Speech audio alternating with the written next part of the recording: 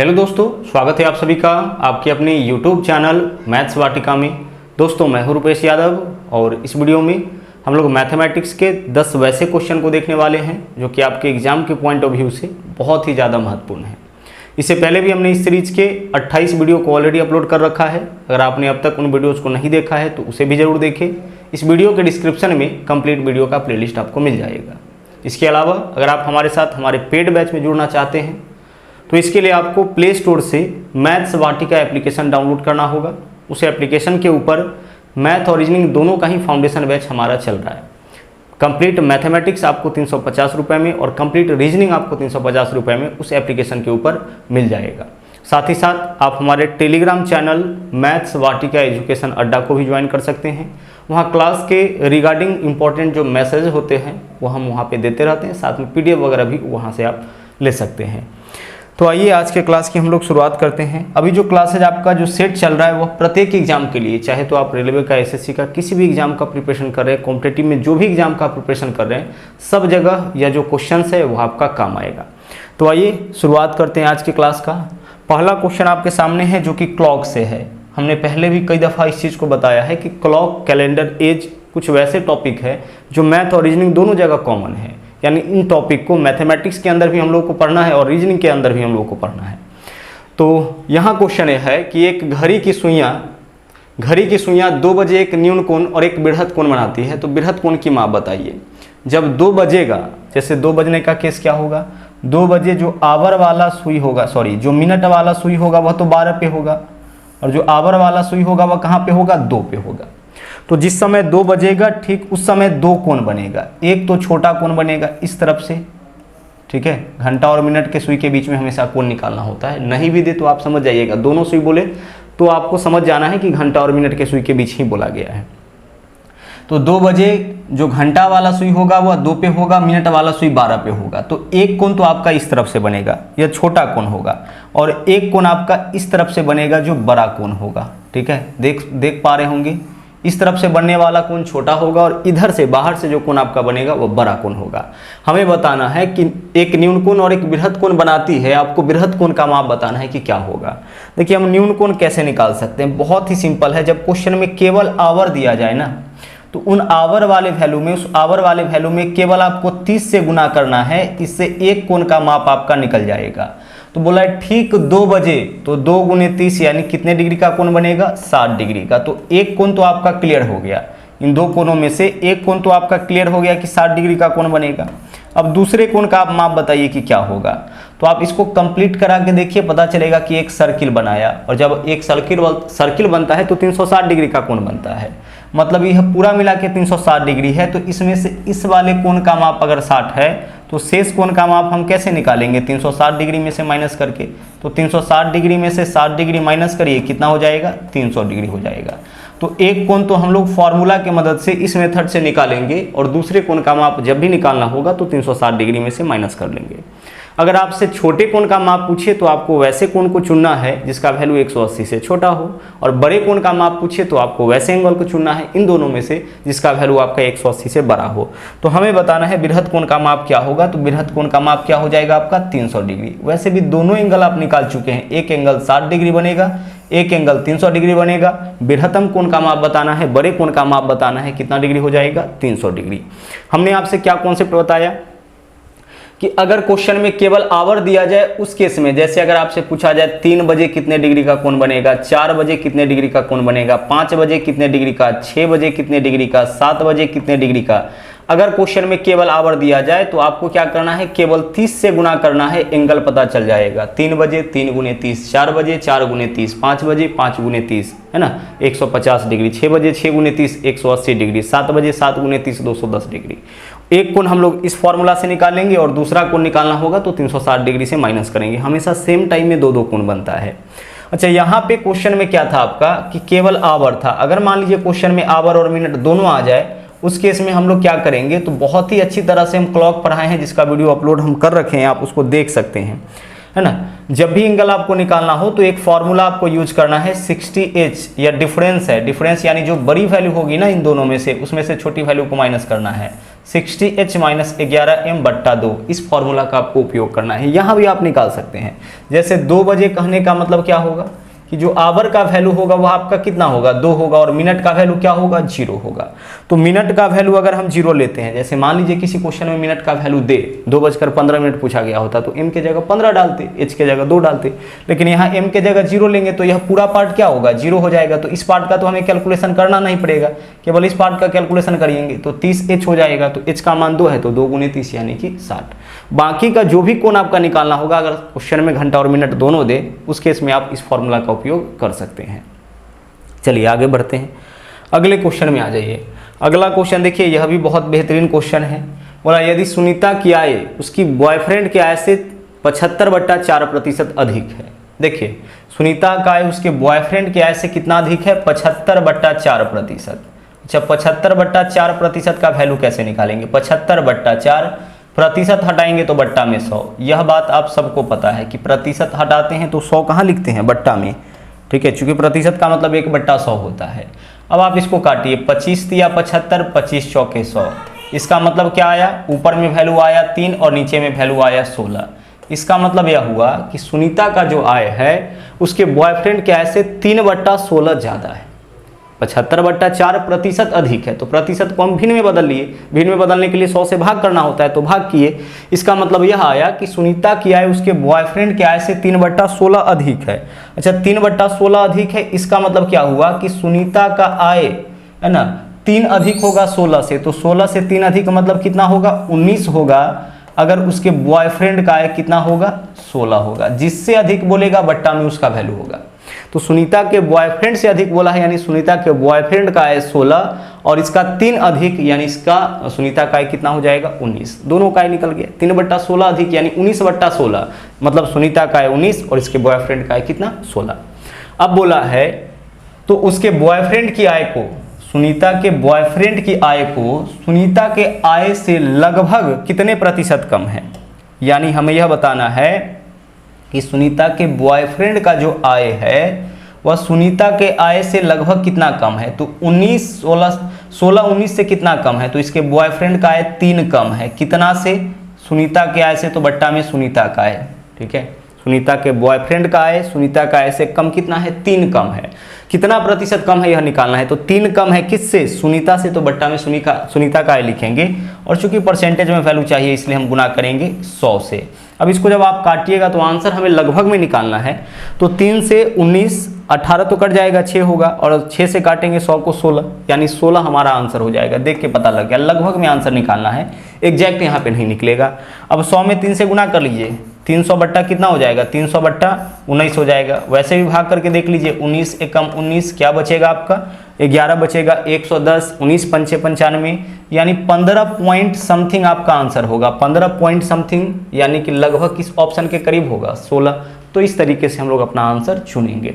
चलिए बढ़ते हैं अगले क्वेश्चन में।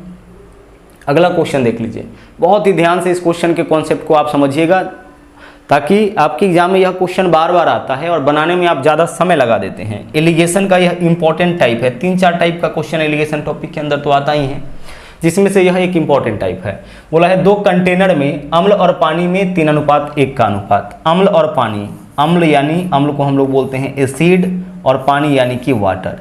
इसमें क्या रेशियो है, पहले कंटेनर में 3:1, पहले कंटेनर में अम्ल और जल में 3:1 का अनुपात। अब हम चलते हैं दूसरे कंटेनर में 5:3। दूसरे कंटेनर में एसिड और वाटर का जो रेशियो है ना, दूसरे कंटेनर में एसिड और वाटर का जो रेशियो है वो है आपका 5:3। यह बात हम लोग कर रहे हैं दूसरे कंटेनर का, यह बात हम लोग कर रहे हैं पहले कंटेनर का। ठीक है, पहला बर्तन है कोई, पहला बर्तन में एसिड और वाटर में 3:1 का अनुपात। यानी कि अगर मिश्रण 4 लीटर का है तो उसमें एसिड 3 लीटर है और वाटर 1 लीटर है। अगर मिश्रण 8 लीटर का है, दूसरे बर्तन में मिश्रण कितना है 8 लीटर का, तो एसिड उसमें 5 लीटर और वाटर उसमें 3 लीटर। यह रेशियो दे रखा है कि कोई बर्तन में एसिड और वाटर दोनों रखा गया है, दोनों का मिश्रण रखा गया है, तो उसमें कितना एसिड है और कितना वाटर है। तो अगर मात्रा 8 लीटर है तो एसिड 5 और वाटर कितना 3। अब बोला है कि एक नया मिश्रण प्राप्त करना है, इन दोनों को मिला करके एक नया मिश्रण प्राप्त करना है। प्राप्त करने के लिए जिसमें अम्ल और पानी में 2:1 का अनुपात हो, दोनों को किस अनुपात में मिलाए। यानी एक जो कॉमन बर्तन है ना जिसमें इस दोनों को मिलाना है, उसमें एसिड और वाटर का रेशियो क्या चाहता है। कोई व्यक्ति चाहता है कि जो मिश्रण बनाए, इस दोनों का जो मिश्रण बने, यानी पहला और दूसरा कंटेनर दोनों को जब हम मिलाए, पहला कंटेनर और दूसरा कंटेनर को लेकर के जब हम मिलाएं तो तीसरे बर्तन में एसिड और वाटर में क्या रेशियो आए, 2:1 का अनुपात आए। मतलब एसिड अगर 2 तो पानी का मात्रा 1, इस तरह से रेशियो यह चाहता है। एक बार फिर से क्वेश्चन को ध्यान से आप समझिएगा। देखिए बोल क्या रखा है कि 2 कंटेनर में अम्ल और पानी में 3:1 और 5:3 का। तो पहला कंटेनर में यानी कि पहला बर्तन में एसिड और वाटर में 3:1 का अनुपात, दूसरा में 5:3 का अनुपात। अब बोला है कि एक नया मिश्रण प्राप्त करना है, इसके लिए जिसमें अम्ल और पानी में 2:1 का अनुपात। अम्ल यानी एसिड और वाटर में क्या रेशियो चाहता है, 2:1 चाहता है। तो दोनों प्रकार के मिश्रण को किस अनुपात में मिलाए, मतलब इस दोनों को किस अनुपात में मिलाए। कहने का मतलब है कि पहला बर्तन का कितना मात्रा दूसरा बर्तन के कितने मात्रा के साथ मिलाए कि जो नया मिश्रण तैयार हो उसमें एसिड और वाटर में 2:1 का अनुपात हो। क्वेश्चन को बहुत अच्छी तरह से आप पढ़िएगा, क्वेश्चन को समझने का प्रयास करिएगा, बार बार क्वेश्चन को पढ़िएगा, क्योंकि जब तक आप क्वेश्चन को नहीं समझिएगा तब तक आप उसके सॉल्यूशन तक नहीं पहुंच पाइएगा। ठीक है, या जो चीज़ें हैं वो अच्छी तरह से आपके समझ में नहीं आएंगी। तो मैथमेटिक्स सोल्व करने का सबसे बेहतर तरीका है कि आप क्वेश्चन को पहचानने का प्रयास करिएगा, है ना, समझने का प्रयास करिएगा। और क्वेश्चन को पढ़ने में अगर आप तैयारी शुरू कर रहे हैं तो क्वेश्चन को पढ़ने में वक्त जरूर दीजिएगा। अब आइए सबसे पहले हम क्या करेंगे ना कि तीनों कंटेनर के यानी तीनों जो बर्तन है ना उसमें मिश्रण की मात्रा को हम बराबर करते हैं। तो पहला बर्तन में देखिए मिश्रण कितना है, 3 और 1 4 है। इस वैल्यू को हम हटा देंगे बाद में, अभी देख लीजिए मिश्रण कितना है 4। इसमें देखिए मिश्रण कितना है 5 और 3 8। मिश्रण कहने का मतलब दोनों को मिला लेंगे तो। और इसमें मिश्रण कितना है 2 और 1 3। अब एक छोटा सा ट्रिक आपको यही यूज करना है कि तीनों बर्तन में मिश्रण की मात्रा को बराबर करना है। तो पहला में है 4, दूसरा में है 8, तीसरा में है 3। तो आप सोचो जरा कि 4 8 और 3 कहाँ जाके बराबर होगा, 4 8 और 3 कहाँ जाके बराबर होगा। मतलब ऐसी कौन सी संख्या है जो इस तीनों के टेबल में आ जाता है, पहाड़ा में आ जाता है। तो 4 8 और 3 24 पे जाके बराबर होगा। आप इसका एलसीएम भी ले सकते हैं। 4 8 और 3 कहाँ जाके बराबर होगा, 24 पे। तो सब में बर्तन के मात्रा को 24, मिश्रण के मात्रा को 24 कर लीजिए। तो 3 और 1 4 है ना, इसमें 6 से गुना करिएगा तो 24। 5 और 3 8 है, इसमें 3 से गुना करिएगा तो 24 हो जाएगा। और 2 1 3 है, इसमें 8 से गुना करिएगा तो 24 हो जाएगा। यानी पहला काम अभी हम लोग किए हैं अपने सॉल्यूशन के तरफ। पहला स्टेप हम लोग क्या बढ़ाएंगे कि तीनों बर्तन में मिश्रण के मात्रा को हम इक्वल कर देंगे। तो पहला में मिश्रण का मात्रा 4 है, दूसरा में 8 है, तीसरा में 3 है। 4 8 और 3 24 पे जाके बराबर होगा। तो प्रत्येक में बर्तन में मिश्रण के मात्रा को 24 करेंगे। यहाँ 4 है, 6 से गुना 24। अच्छा, ऐसा करने से मान में कोई अंतर भी नहीं आया है। जैसे देखिए 3:1 है ना, तो 6 से जब दोनों में गुना करिएगा तो यह क्या हो जाएगा 6 3 18। और 1 में 6 से गुना करिएगा तो 6। और साथ में क्या है अनुपात। अनुपात का मतलब तो बट्टा होता है, तो फिर से तो यह कटेगा। काटिए 6 से दोनों कटेगा, 6 3 18, 6 कम 6। मतलब हम 18:6 लिखे या 3:1 लिखे, इससे इसके मान में कोई अंतर नहीं आया। किसी भी अनुपात के जब दोनों पद में आप समान अंक से गुना करते हैं ना तो उसके मान में कोई चेंजिंग नहीं आता है। यानी जो दिखने में आपको लग रहा है कि वैल्यू चेंज हो गया, बट इसके वैल्यू में कोई अंतर नहीं आता है। लेकिन हम लोग का एक काम भी हो जाता है कि मिश्रण का मात्रा क्या हो जाता है, इक्वल हो जाता है। और कई जगह इस मेथड का हम लोग यूज करते हैं। अब यहाँ पे देख लीजिए क्या होगा, 6 से जब दोनों में गुना करिएगा तो यह हो जाएगा 6 3 18 और यह हो जाएगा आपका 6 कम 6। ठीक है, चलिए आगे बढ़िए। 3 से जब दोनों में गुना करिएगा तो यह हो जाएगा 5 3 15 और यह हो जाएगा आपका 3 3 9। और 8 से गुना करिएगा तो 8 दूना 16 और यह हो जाएगा आपका 8 कम 8। तो अभी तक तो हम लोगों ने कोई काम नहीं किया है, बस एक ही काम किया है। यह तो आपका क्वेश्चन ही था। हम लोग क्या किए हैं, तीनों बर्तन में मिश्रण की मात्रा को बराबर कर दिए हैं। अब लगाएंगे हम लोग एलिगेशन। ठीक है, अब हम लोग क्या करेंगे, एलिगेशन लगाएंगे। जैसा कि आपको पता होगा, अगर एलिगेशन के क्वेश्चन को सोल्व किए होंगे तो जब भी एलिगेशन के क्वेश्चन को सोल्व करते हैं तो इस तरीके से हम लोग क्रॉस बनाते हैं। पहली बिंदु पर पहली बातें, दूसरी बिंदु पर दूसरी बातें और कॉमन बिंदु पे कॉमन बातें। अब ऐसे क्वेश्चन में आपको क्या करना है कि कोई एक वस्तु लेके चलना है, या तो आप एसिड लेके चलिए या फिर वाटर लेके चलिए, जो आपके जी में आए, दोनों से आपका एक ही रिजल्ट आएगा। तो हम एसिड लेके चलते हैं। तो पहले बर्तन में एसिड का मात्रा कितना 18। देखिए पहले बर्तन में एसिड का, यहाँ पहले बर्तन में ले रहे हैं तो पहले बर्तन में एसिड का मात्रा कितना 18। दूसरे बर्तन में बताइए कि अब एसिड का मात्रा कितना 15। जो भी लेके चलिएगा तीनों बिंदु पर वही रखिएगा। और मिश्रण में एसिड का मात्रा कितना हो जाएगा, सॉरी। तो देखिए आगे अब क्या बोला है कि मिश्रण में एसिड का मात्रा कितना हो जाएगा आपका 16, ठीक है। तो मिश्रण में आपका एसिड का मात्रा हो गया 16। अब आप क्या करिए ना, एलिगेशन मेथड से जब क्वेश्चन को सोल्व करते हैं तो क्रॉस में घटा के लिखते हैं। तो 18 में से 16 माइनस करिए, कितना हो जाएगा, 2 हो जाएगा। यहाँ पे अनुपात लिखिए, 15 में से 16 माइनस करेंगे क्या हो जाएगा, 1। क्रॉस में घटाते हैं, इसमें से इसको घटाइए और बड़ी वैल्यू में से छोटी वैल्यू घटाइएगा। तो 15 में से 16 घटाएंगे 1, 18 में से 16 घटाएंगे 2, यानी दोनों बर्तन के मिश्रण को हम किस अनुपात में मिलाएंगे, 1:2 के अनुपात में मिलाएंगे। हमारा आंसर यहाँ आ चुका है। कोई एक कंटेंट लेकर के, या तो आप वाटर, एसिड की जगह वाटर भी रख के चेक करिए, आपका आंसर वही आएगा, कोई डिफरेंट आंसर में नहीं होगा, ठीक है। तो दोनों बर्तन के मिश्रण को किस अनुपात में मिलाना पड़ेगा, 1:2 के अनुपात में। आगे बढ़िए, अगले क्वेश्चन में आ जाइए। नल और टंकी से यह क्वेश्चन है। यहाँ पे देखिए क्या बोला गया है, 2 पाइप ए और बी एक टैंक को 12 और 16 मिनट में भर सकता है। देखिए ए भर सकता है कितने मिनट में, ए भर सकता है 12 मिनट में, और बी भर सकता है कितने मिनट में, बी भर सकता है आपका 16 मिनट में, ठीक है। 2 टैंक है, एक टैंक है जिसमें 2 पाइप लगा हुआ है, पाइप ए और पाइप बी। नल और टंकी के क्वेश्चन तो इसी तरीके से आते हैं, 2 पाइप होगा, 3 पाइप होगा, पाइप का संख्या कितना भी होगा, है ना, उससे कोई फर्क नहीं पड़ता है। अगर कॉन्सेप्ट आपके पास है ना नल और टंकी का, तो किसी भी क्वेश्चन को बड़े आराम से बना सकते हैं। यहाँ पे आप सीखने का प्रयास करिएगा। 2 पाइप है, पहला अकेले पूरी टंकी को भरेगा 12 मिनट में, दूसरा अकेले पूरी टंकी को भरेगा 16 मिनट में। हम लोग टंकी का क्षमता निकालते हैं कि टंकी का क्षमता कुछ ना कुछ होगा, तो कुछ भी आप अपने मन से ले सकते हैं, बट एक ऐसा वैल्यू हम लेना चाहते हैं जिससे फ्रैक्शन ना बने। तो इसके कारण इन दोनों का एलसीएम लीजिए, तो 12 और 16 का एलसीएम कितना होगा, 48 होगा। एलसीएम का भी तरीका है कि दोनों में से जो बड़ा है उसको पकड़िए और उसका पहाड़ा तब तक पढ़िए जब तक छोटा वाला नहीं काटे। तो दोनों में बड़ा 16 है, 16 का पहाड़ा तब तक पढ़ेंगे जब तक 12 नहीं काटेगा। तो 16 दूना 32 नहीं काटा, 16 3 48, 48 को काट जाएगा, तो 48 एलसीएम। अब टंकी का क्षमता हो गया 48 लीटर। इसको देखिए, यह 12 मिनट में टंकी को भरेगा, यानी 12 मिनट में 48 लीटर, तो 1 मिनट में 4, 48/12। या 16 मिनट में 48, तो 1 मिनट में 16, 48/16 यानी कि 3 लीटर।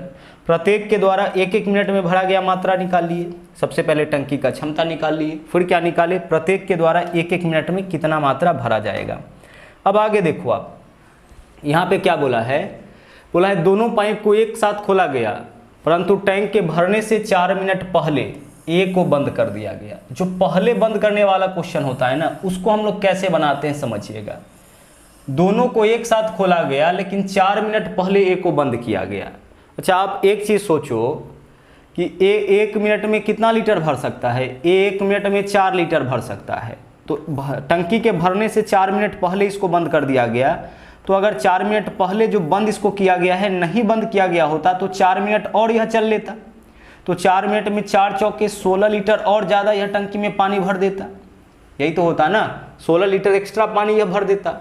बोला है कि 4 मिनट पहले ए को बंद कर दिया गया। तो अगर हम ए को बंद नहीं करते तो क्या होता, 4 मिनट और चलता, और ए अगर चलेगा तो 1 मिनट में 4 भरेगा। तो 4 मिनट में 4 गुने 4 यानी 16 लीटर एक्स्ट्रा भर देगा। तो 16 लीटर पानी एक्स्ट्रा यह भर देगा 4 मिनट में। तो हम क्या करेंगे ना कि हम पहले इसको बंद नहीं करेंगे, इसको हम साथ में चलाएंगे, बस जितना एक्स्ट्रा पानी यह भरेगा उसको इसमें हम ऐड कर देंगे। यानी अब यह दोनों मिलकर कितना लीटर भरेगा, 64 लीटर भरेगा। क्षमता 48 लीटर है, लेकिन 4 मिनट पहले को बंद कर दिया गया। तो नहीं बंद किया होता तो 4 मिनट और चलता, तो 4 चौके 16 लीटर मतलब 64 लीटर भर देता। अब क्वेश्चन क्या बन गया है कि ए और बी दोनों में से कोई बंद नहीं हुआ है, अब दोनों साथ में चलेगा और तब तक चलेगा जब तक 64 लीटर न भर जाए। तो 64 लीटर भरने में क्या समय लगेगा, तो दोनों मिलकर 1 मिनट में 4 और 3 7, यह 4 यह 3 7, तो 64 लीटर भरने में 64/7 मिनट का समय लगेगा। चूंकि मिनट के फॉर्म में है तो आंसर मिनट के रूप में, यानी 9.1/7 मिनट का समय लगेगा। तो 9.1/7 मिनट यानी आंसर हमारा क्या हो जाएगा, विकल्प ए हो जाएगा, 9 मिनट 8 सेकेंड। यह तो 9 पूरा का पूरा मिनट हो जाएगा, और 1/7 आपका मिनट के फॉर्म में है, इसको सेकेंड में कन्वर्ट कर लीजिए। मिनट से सेकेंड में आने के लिए कितना से गुना करेंगे हम, 60 से गुना करेंगे। अब 7 से अगर इसको काटिएगा तो 7 8 56 8 दशमलव समथिंग, यानी लगभग 8 सेकेंड के करीब आएगा। तो 9 मिनट और 8 सेकेंड आपका आंसर हो जाएगा। आंसर यहाँ पे एग्जैक्ट नहीं आ रहा है, आपका लगभग में आंसर आ रहा है। ठीक है, चलिए आगे बढ़ते हैं, अगले क्वेश्चन को देखिए। यह क्वेश्चन आपका टाइम एंड वर्क से है और यह भी आपका एक इंपॉर्टेंट टाइप का क्वेश्चन है। बोला है 12 आदमी या 16 औरत या नहीं है और कहने का मतलब दोनों ग्रुप एक साथ शामिल होगा, एक काम को 4 दिन में पूरा करता है। यहाँ वर्कर दो अलग अलग फॉर्म में है, यहाँ वर्कर मैन और वुमेन के फॉर्म में है, तो हमें इफिशियंसी क्वेश्चन में निकालना पड़ेगा। देखिए 12 आदमी, तो आदमी के लिए हम मैन लिखते हैं, तो 12 मैन और 16 औरतें प्लस 16 वुमेन, और बोला है ना इसलिए हम प्लस किए हैं। यह जो ग्रुप है वर्कर का 12 आदमी और 16 वुमेन, यह जो वर्कर का ग्रुप है यह एक काम को 4 दिन में करता है, तो वर्कर्स गुने डे करेंगे, इससे टोटल वर्क निकल जाएगा। 12 आदमी और 16 औरत किसी काम को कितना दिन में, 4 दिन में, तो टोटल वर्कर का समूह इतना है, तो वर्कर्स गुने डे करने से टोटल वर्क निकलता है। जैसे 10 आदमी किसी काम को 8 दिन में, तो काम का कुल मात्रा 10 गुने 8। उसी तरह से इतना व्यक्ति किसी काम को 4 दिन में, तो काम का कुल मात्रा इतना गुने 4 होगा। जबकि आगे देखिए क्या बोला है, आगे एक आदमी द्वारा अकेले इस काम को समाप्त करने में 80 दिन। अच्छा देखो यही काम जो है वह एक आदमी, यही काम जो है ना आपका, वह एक आदमी कितना दिन में कर लेता है, एक सेकेंड रुक जाइएगा, हाँ जी, यही काम जो है आपका वह एक आदमी आपका कर लेता है कितना दिन में, 80 दिन में कर लेता है। एक आदमी यही काम आपका 80 दिन में कर लेता है, तो टोटल वर्क मतलब यह दोनों एक ही काम है। जितना काम 12 आदमी और 16 औरत 4 दिन में करता है, उतना ही काम एक आदमी 80 दिन में। अब काम की मात्रा कैसे निकालते हैं, वर्कर्स गुने डे, तो एक आदमी गुना 80 टोटल वर्क, इतना आदमी गुने 4 टोटल वर्क, दोनों टोटल वर्क है इसलिए आपस में बराबर, इतना ही काम मतलब काम का मात्रा सेम ही है। अब जो इधर गुना में इधर आएगा तो भाग में 20 चौके से यहाँ पे 20 हो जाएगा। बाकी का कैलकुलेशन करिए, इधर क्या है आपका 12 मैन है प्लस क्या है आपका 16 वुमेन है, बराबर इधर एक मैन गुना 20 तो कितना हो जाएगा 20 मैन, एक मैन में 20 से गुना तो 20 मैन। अब दोनों में जो एक टाइप का डाटा है उसको एक तरफ ले जाइए, तो 12 मैन इधर आके 20 मैन में से घटेगा तो क्या बचेगा 8 मैन इधर बचेगा, और इधर कितना वुमेन हो जाएगा 16 वुमेन हो जाएगा। यहाँ भी वैल्यू कटने वाला है तो काट लीजिए, अगर काटिएगा तो इससे यह कट जाएगा 8 दूना 16, ठीक है। अब देखिए क्या बचा आपका 2 वुमेन बराबर मैन बचा, यहाँ से मैन और वुमेन का रेशियो निकल जाएगा।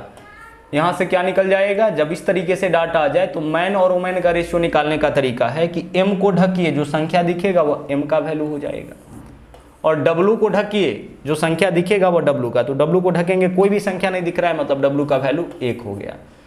तो ऐसे क्वेश्चन में जब भी वर्कर दो अलग अलग फॉर्म में होगा है ना, 3 अलग अलग फॉर्म में, यानी मैन वुमेन के रूप में, मैन वुमेन बॉय के रूप में, मैन बॉय के रूप में, यानी 2 अलग अलग फॉर्म में रहे, तो सबसे पहला काम आपका यह है कि वर्कर का आप इफिशियंसी निकालिए। तो यह भी टोटल वर्क, यह भी टोटल वर्क, इससे हम लोग वर्कर का इफिशियंसी निकाल लिए कि एक आदमी अगर 2 यूनिट काम कर सकता है एक दिन में, तो एक औरत एक दिन में 1 यूनिट काम करेगी। अब क्वेश्चन क्या बोला है, तो एक औरत द्वारा अकेले इस काम को कितना दिन में समाप्त किया जा सकता है। अच्छा काम कौन सा ले, यह वाला काम ले कि यह वाला काम ले, तो दोनों में से कोई ले लीजिए जो आपके लिए सिंपल हो। तो काम एक आदमी के लिए कितना दिन का था, 80 दिन का था, तो टोटल वर्क हम यह भी ले सकते हैं या फिर टोटल वर्क हम यह भी ले सकते हैं, दोनों तो बराबर ही हैं। तो 2 बराबर वैल्यू में से अगर x बराबर y है तो या तो हम y ले या x ले, वैल्यू सेम ही आएगा। तो यह दोनों बराबर है तो हम इसको ले लिए टोटल वर्क के स्थान पर, चूंकि इसमें कैलकुलेशन हमें थोड़ा कम करना पड़ेगा। अब बोला है कि एक औरत द्वारा अकेले इस काम को, मतलब इसी काम को जो एक आदमी 80 दिन में किया था, इसी काम को समाप्त करने में एक औरत को कितना समय लगेगा, तो बट्टा में एक औरत, टोटल वर्क में उससे भाग करेंगे जिससे काम लेना होगा। अब वर्कर का इफिशियंसी लिखिए, एक मैन का इफिशियंसी कितना है 2, तो एक मैन के जगह हम लिखेंगे 2 गुना 80 है तो 80, जितना भी मैन होता 2 मैन तो 2 गुने 2, 10 मैन तो 10 गुने 20 हो जाता, पट्टा एक वुमेन, तो एक वुमेन के का इफिशियंसी कितना है 1 ही रह जाएगा। अब 80 गुने 2 यानी कि 160, तो यह काम एक औरत कितना दिन में करेंगी, यह काम एक औरत करेगी आपका 160 दिनों में। तो इस तरीके से हम लोग अपना आंसर निकालेंगे। आगे बढ़िए, अगले क्वेश्चन को देखिए।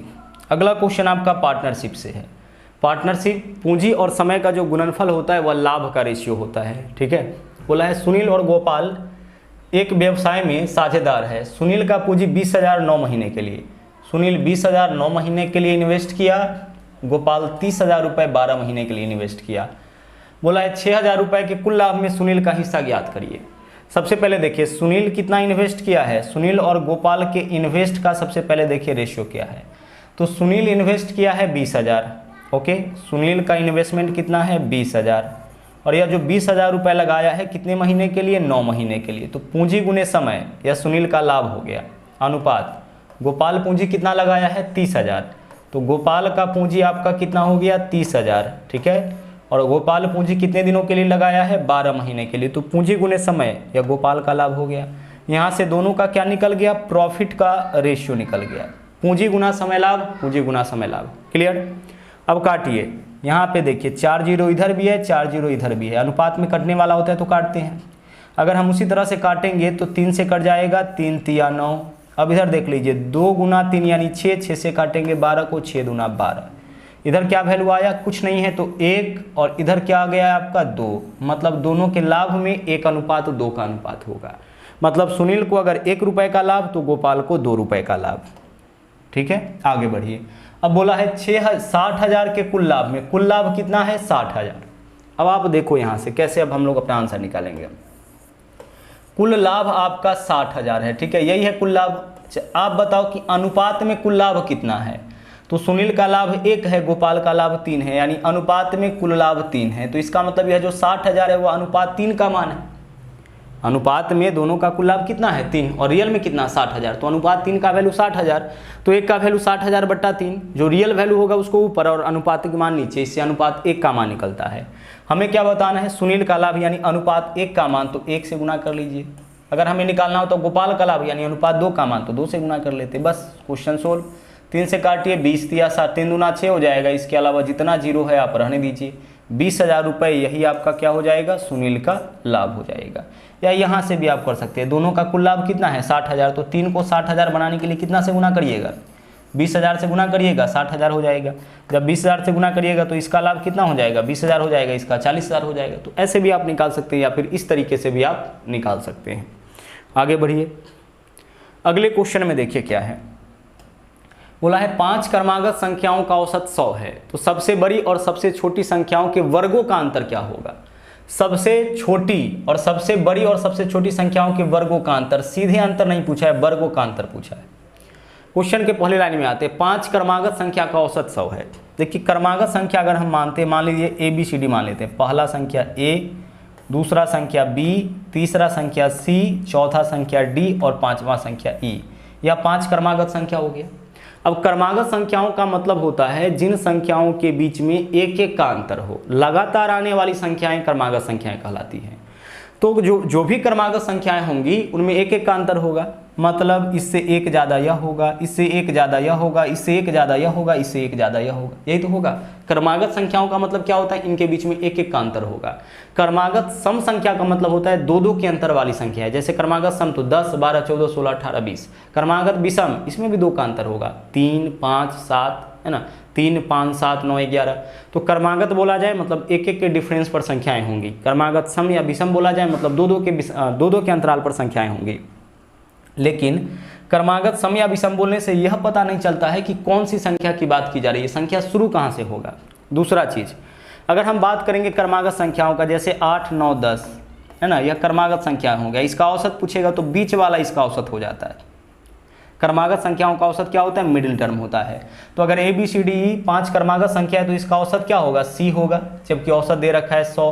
तो C का वैल्यू कितना हो गया, 100। तो C का वैल्यू 100, तो D का वैल्यू 101, E का वैल्यू 102, यही तो होगा। E का वैल्यू कितना हो जाएगा आपका, 102 हो जाएगा। C का मान बोला है 5 क्रमागत संख्याओं का औसत 100, यानी C का वैल्यू 100, तो E का वैल्यू यह 101 होगा, E का वैल्यू 102 हो जाएगा। अच्छा, A का वैल्यू बताइए क्या होगा। B का मान आपका कितना हो जाएगा, 99, तो A का मान आपका हो जाएगा 98, यही तो होगा। A का वैल्यू कितना हो जाएगा आपका, 98। अब दोनों संख्या पता लग गया है, बड़ी संख्या भी और छोटी, पांचों संख्या पता लग गया है, लेकिन बड़ी संख्या और छोटी संख्या की आवश्यकता थी। तो हमें दोनों संख्या पता लग गया है, बड़ी संख्या भी और छोटी संख्या भी। तो बड़ी, सबसे बड़ी संख्या 102 और सबसे छोटी संख्या 98। हमें बताना है इन, तो सबसे बड़ी और सबसे छोटी संख्याओं के वर्गों का अंतर। तो सबसे बड़ी संख्या कितना है, 102, तो 102 का आप कर लीजिए वर्ग। सबसे छोटी संख्या क्या है, 98, तो 198 का कर लीजिए वर्ग, और इसी का आपको निकालना है अंतर की क्या होगा। ठीक है, सबसे बड़ी और सबसे छोटी संख्याओं के वर्गों का अंतर। तो सबसे बड़ी संख्या 102, सबसे छोटी संख्या 98, इन दोनों के वर्गों का अंतर। अब देखिए यहाँ पे क्वेश्चन का फॉर्म क्या हो गया, a square minus B square. तो एक बार इस दोनों को जोड़ेंगे, मतलब 102 प्लस क्या करेंगे 98, और एक बार इस दोनों को क्या करेंगे हम घटा लेंगे, यही तो करेंगे ना, एक बार इस दोनों को घटा लेंगे तो 102 माइनस कितना हो जाएगा 98 हो जाएगा। अब 102 में 98 ऐड करिएगा तो यहाँ तो आपका 200 हो जाएगा, और 102 में से 98 माइनस करिएगा तो 4 हो जाएगा। 200 गुने 4 यानी क्या हो जाएगा वैल्यू आपका 800। तो आंसर आपका इस क्वेश्चन का ना 800 हो जाएगा। ठीक है, चलिए बढ़ते हैं आगे। अगला क्वेश्चन अब आप देखिए, क्वेश्चन जो अगला है ना, इसमें थोड़ा ऑप्शन आपका गलत दे रखा है क्योंकि दो चीज़ पूछा है। बोला है इन आंकड़ों का बहुलक तथा माध्यिका क्या होगा। इन आंकड़ों का बहुलक और माध्यिका, देखिए बहुलक निकालने के लिए तो हमें संख्याओं को कुछ भी करने का जरूरत नहीं है, अरेंज करने का जरूरत नहीं है, सीधे बहुलक निकल जाएगा।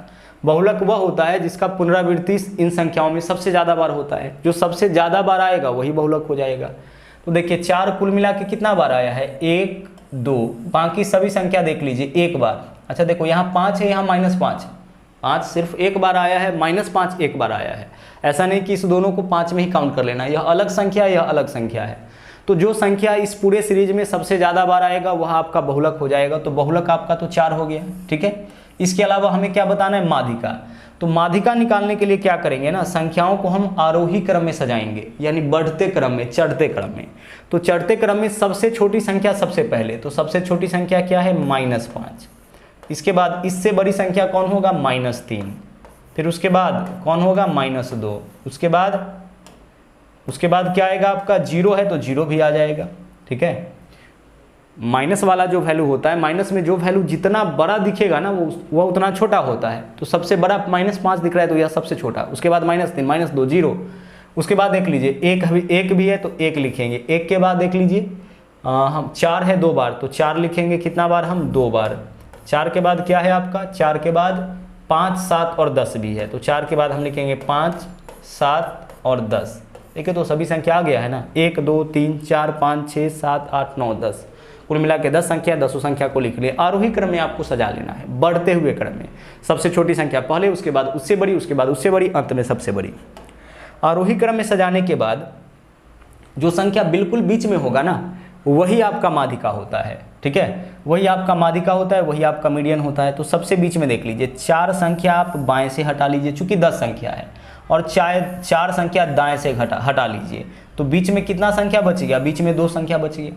अगर बीच में 1 संख्या बचता तब तो वही आपका माध्यिका हो जाता, लेकिन चूंकि यहाँ बीच में 2 संख्या बचा है तो इस वजह से इस दोनों को जोड़ के 2 से भाग कर लीजिए, वही आपका माध्यिका होगा। तो 4 और 1 5, 5/2, यानी आपका माध्यिका इस क्वेश्चन का क्या हो जाएगा 2.5।